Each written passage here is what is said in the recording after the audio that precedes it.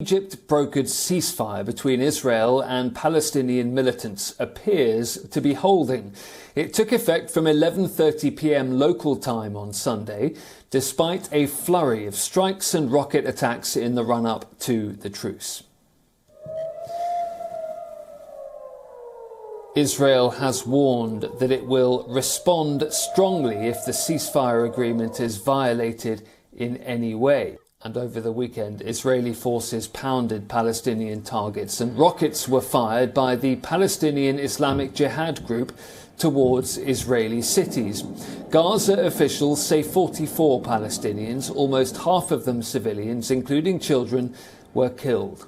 On Friday, Israel launched preemptive strikes against what it anticipated would be an Islamic Jihad attack in response to the arrest of one of the leaders of the group on the West Bank.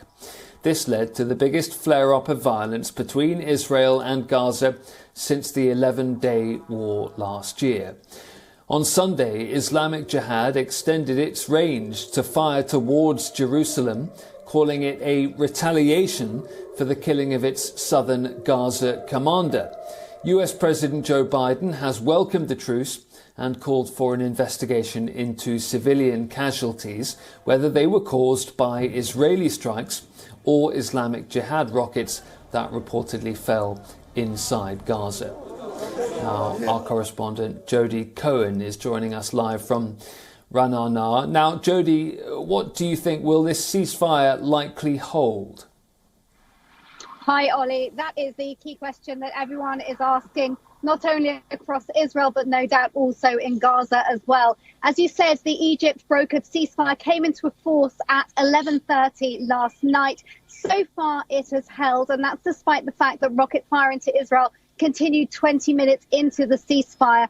Both the Palestinian Islamic Jihad leader and Israeli Prime Minister Lapid have both said that the fighting will resume if the other side doesn't stick to the agreement. But we are seeing an indication that they think that things will last, because we're seeing an easing of restrictions for the Israeli residents in the south of the country in terms of their movement, and also in terms of the crossing between Gaza and Israel being lifted. Prime Minister Lapid has said that he doesn't see a benefit in continuing the fighting. Israel's achieved its goals, which were to prevent those imminent terror attacks that intelligence says were going to take place, and also to target Islamic Jihad leaders and infrastructure. However, there is one potentially outstanding clause, I would say, in the agreement that's still under some uncertainty. So the Egypt-mediated deal, Egypt promised to try to free Islamic Jihad members arrested by Israel. Now, that certainly won't be an easy thing to achieve. However, Israeli officials have been hinting at potentially seeing an opening for further deals with Hamas and Palestinian Islamic Jihad. And there's speculation that perhaps those Islamic, or some of the more junior Islamic Jihad members, might be exchanged for Israeli civilians who are being held captive by Hamas in Gaza, and also the bodies of some deceased soldiers held there. So it remains to be seen what will happen. Iran is funding and directing Islamic Jihad. There wouldn't be an advantage necessarily for them to stop Islamic Jihad. Islamic Jihad themselves are thought not to want any more of their leadership killed. And Hamas is also crucial here, because Hamas rules Gaza and has done since Israel left back in 2005. And Hamas is thought to want to maintain calm in Gaza. And Israel believes that they actually pressured Islamic Jihad to accept this truce.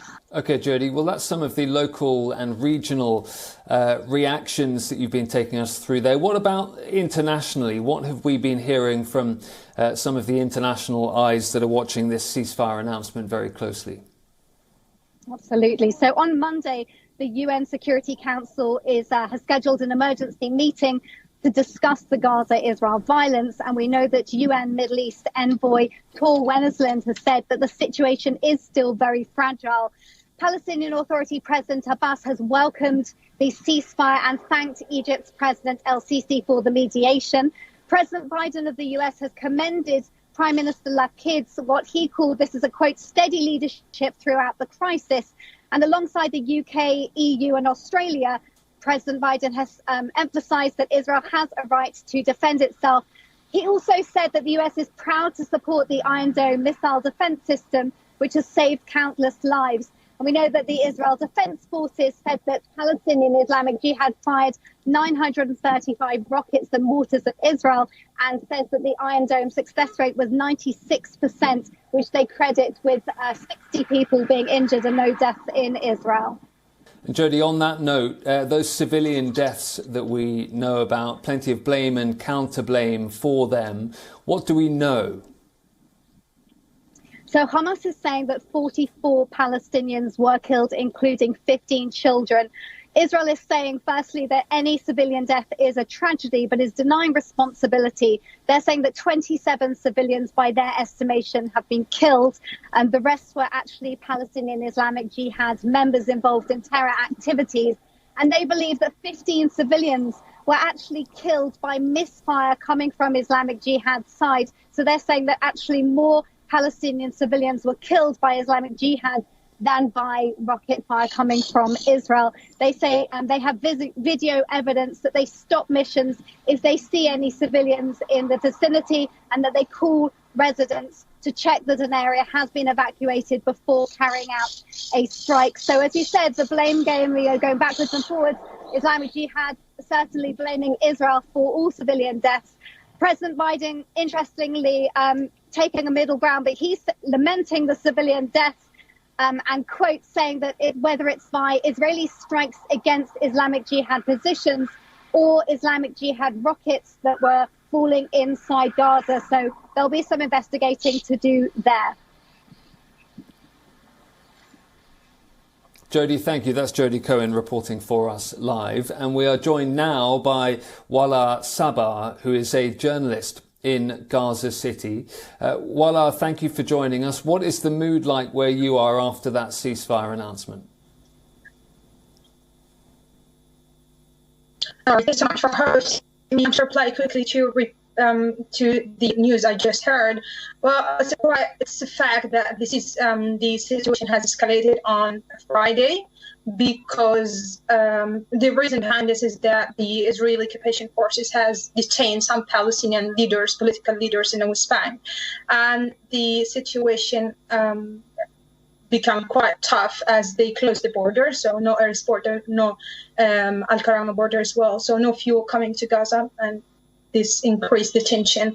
The situation escalated massively after targeting some political leaders here in the Gaza Strip as well, from the Islamic Jihadi. And now, after targeting that building, many civilians also were killed. And this and as a result, the Palestinian resistance had to respond back to the rockets that has been fired into the Gaza Strip.